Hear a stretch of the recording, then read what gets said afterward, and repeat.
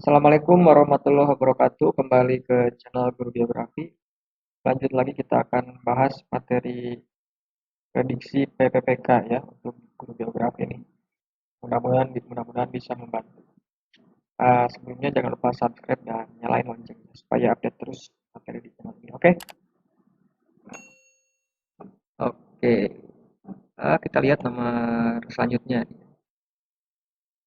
Ini soal-soal P3K itu ya sebetulnya soal yang apa ya, tentang kegiatan kita ngajar tuh ya. Cuman kan kalau dibikin soal kayak gini ya harus sering latihan ya biar gak, gak shock gitu.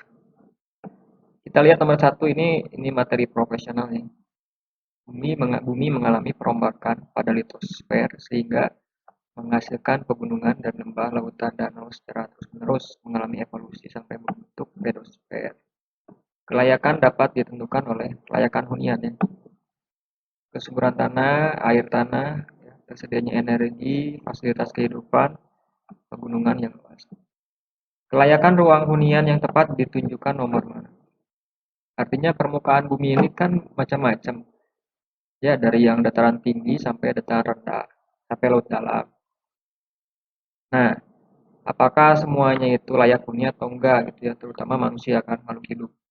Mana yang kira-kira masuk standar layak ruang huni, standar kelayakan si ruang permukaan bumi itu untuk layak dihuni gitu. Ada apa aja gitu.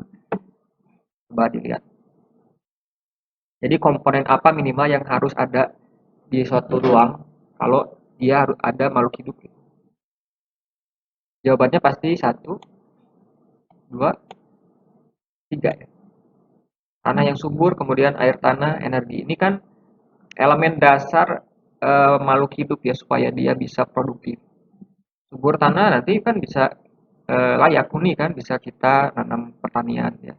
Kemudian hidup ya. Kemudian air tanah ini kan ya untuk kita minum MCK dan lain-lain. Energi misalkan ada air itu kan buat bisa dibuat pembangkit listrik ya, kemudian sarana transportasi itu energi, itu kelayakan ruang hunian maksudnya gitu. Ya, daerah pegunungan yang luas tapi tidak ada air ya gimana? Pegunungan lipatan batu gitu ya. Everest luas terus nggak ada pohon gitu kan, nggak ada air tanah gimana? Itu maksudnya gitu ya. Jadi elemen pembentuk eh, pencipta kehidupan ya. Jadi maksudnya tuh kelayakan ruang huni itu gitu. Jadi dalam satu ruang itu dia apa saja sih komponen dasar yang kira-kira bisa membuat makhluk hidup itu bisa bertahan hidup. Terutama manusia lah gitu ya. Kita ambil contoh kita sendiri aja. Gitu. Itu yang ngerti soalnya. Ini kuncinya ada di bawah. Kamu baca aja di blog geografi. Nomor kedua jenis batuan. Oke, ini litosfer. Ada granit, walam, gabro, sabak, diorit, permata. Ditanya batuan metamorf itu mana? Nah, ini udah sering lah. Ya, 345, 456, 345, 245, 123. Oke. Ingat metamorf? Pasti udah tahu ya kalau udah sering ngajar kelas 10. Jawabannya ini, ini, ini. Ya, kalau granit, gabro, diorit itu batu beku ya, batuan. Walam, sabak, permata itu batu metamorf. Nomor 3, karakteristik kehidupan sebagian besar penduduk di negara berkembang dicirikan dengan apa? Memiliki banyak sumber daya alam, kemampuan mensubstitusi sumber daya alam, memanfaatkan sumber daya alam, bertumbuh pada sumber daya alam, mampu mengelola sumber daya alam. Oke, agak tipis-tipis kalimatnya dan pasti kadang membingungkan ini. Jadi kan negara itu ada dua, negara berkembang dan negara maju gitu. Nah, kalau negara berkembang itu kira-kira dalam mengelola SDA-nya gimana? Dari pilihan A, B, C, D ini. Harus cepat. Jawabannya yang mana coba? Bertumbuh pada sumber daya alam ya. Jadi kalau nggak ada sumber daya alam biasanya apa? Loss gitu ya. Jadi ngeruk sumber daya alam mentah gitu. Kayak kita ekspor batu bara mentah, ya, semuanya mentah. Kalau negara maju itu dia mampu memanfaatkan, jadi kemudian mengolah yang mensubstitusi, tidak ada minyak ganti dengan angin, nggak ganti dengan nuklir gitu ya. Kalau negara berkembang itu bertumbuh pada SDA yang ada. Kita kan sering ngejual minyak mentah gitu ya.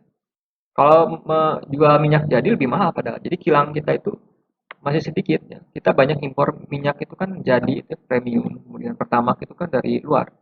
Jadi kita ngeekspor ya eksploitasi minyak mentah dikirim ke Jepang, misalkan Jepang ngolah dibalikin ke Indonesia gitu, dijual lagi kan berarti kita itu membayar jam kerja negara lain gitu. Kita maksudnya gitu sih. Ngerti ya?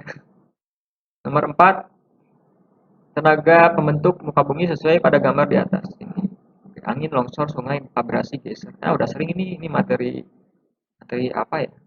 Morfologi ya, materi eksogen kalau nggak salah. Tenaga eksogen. Ini apa? Delta.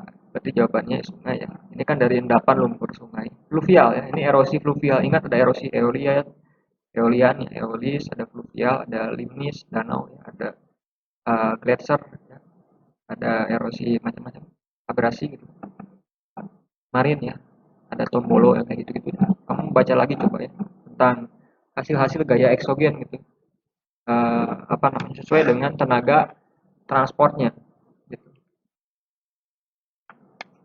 Nomor 5, nomor 5. Pelestarian berbagai jenis hewan harus terus diupayakan untuk menghindari kelangkaan atau bahkan kepunahan jenis hewan tertentu.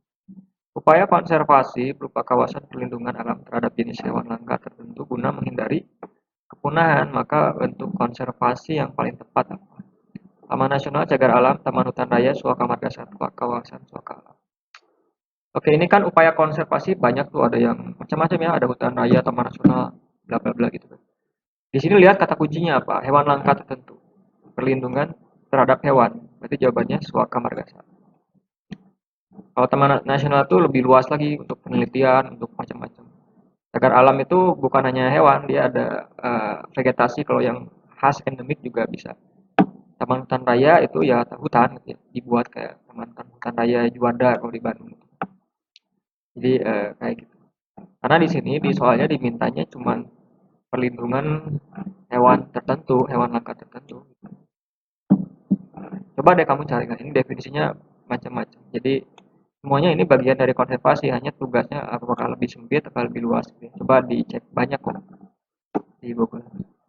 Oke ya, sekian dulu pembahasan untuk soal PPPK. Yang lainnya nanti nyicil aja ya. Mudah-mudahan saya bisa terus bikin videonya, bantu-bantu supaya kalian bisa lulus ya. Terima kasih, mohon maaf kalau ada kesalahan. Assalamualaikum warahmatullahi wabarakatuh.